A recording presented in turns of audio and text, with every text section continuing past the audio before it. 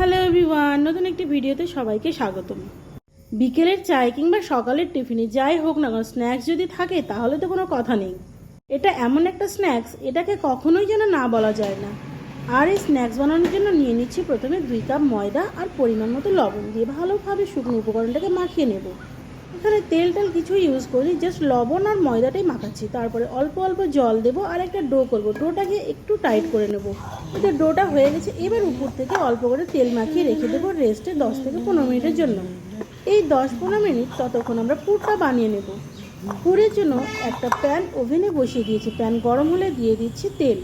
আর এই তেলটা গরম হয়ে গেলে এর মধ্যে দিয়ে দিচ্ছি দুটো কুচি করে রাখা পেঁয়াজ, তার সঙ্গে গাজর দিয়ে এবার দুটো ভালোভাবে একটুখানি নেড়ে নেব যতক্ষণ না পেঁয়াজের কাঁচা গন্ধটা চলে যায়। একবার ভাজাও করবো না। এরপর এর মধ্যে দিয়ে দিয়েছি টমেটো, দিয়ে আবার একটুখানি নাড়াচাড়া করে সবগুলোর কাঁচা গন্ধ মোটামুটি চলে যায়। এই পর্যায়ে এলে এর মধ্যে দিয়ে দেবো দুটো সেদ্ধ করা আলু। আলুগুলো আমি পুরোপুরি স্ম্যাশ করে নিই, স্প্যাচুলার সাহায্যে স্ম্যাশ করে নেব এখানে। তারপর এর মধ্যে একে একে অ্যাড করব হলুদ গুঁড়ো, লঙ্কা গুঁড়ো, স্বাদ মতো লবণ, আর বিশেষ কিছুই উপকরণ দিইনি। শুধুমাত্র এই কটা ইনগ্রিডিয়েন্টস যদি এত টেস্ট হয় তা না বানালে বুঝবেন না। সবসময় যে এক্সেস মশলা এক্সেস যে কোনো জিনিস ব্যবহার করতে হবে তার কোনো মানে নেই। কম মশলাতেও টেস্টি বানানো যায়।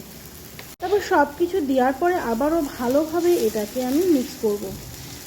ততক্ষণ পর্যন্ত রান্না করব যতক্ষণ না আলুটা পুরোপুরি স্ম্যাশ হয়ে যায় আর কড়ার তলা থেকে উঠে আসে। দেখতে পাচ্ছেন কতটা সুন্দর হয়েছে। এদিকে আমার আলুর পুরটাও রেডি হয়ে গেছে, একটু ঠান্ডা করার জন্য রেখে দিচ্ছি। আর এদিকে আমি রুটিটা বেলে নিয়েছি। এবার রুটিটার চারদিকে আমি একটু জল লাগিয়ে নেব।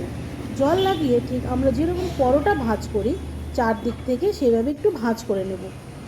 আর পরোটার ভাঁজ সবাই পারে। ভাঁজ করা হয়ে গেলে এটাকে পুরো উল্টে নিতে হবে।